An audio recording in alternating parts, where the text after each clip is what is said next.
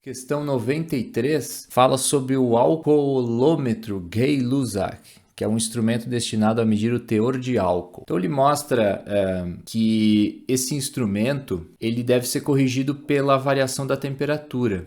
Aqui, ó, a escala de instrumento é aferida a 20 graus Celsius, sendo necessária a correção da medida caso a temperatura da solução não esteja na temperatura de aferição.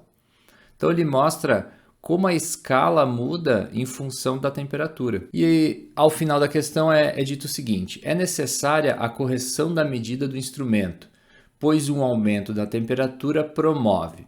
Bom, os conteúdos que são tratados nessa questão são dilatação térmica, que é um conteúdo mais visto em física, concentração de soluções e o conceito de densidade.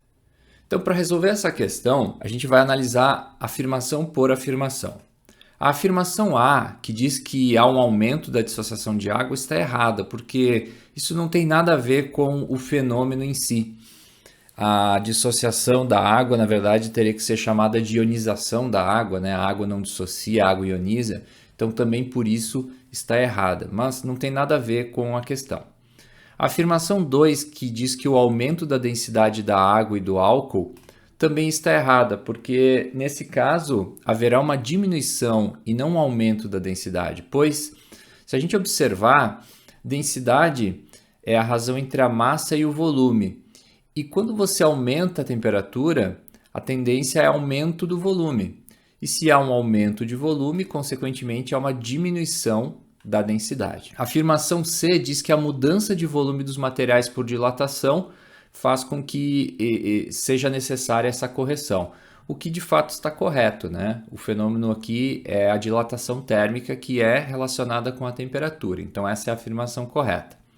Mas por que, por exemplo, que a letra D está errada? O aumento da concentração de álcool durante a medida.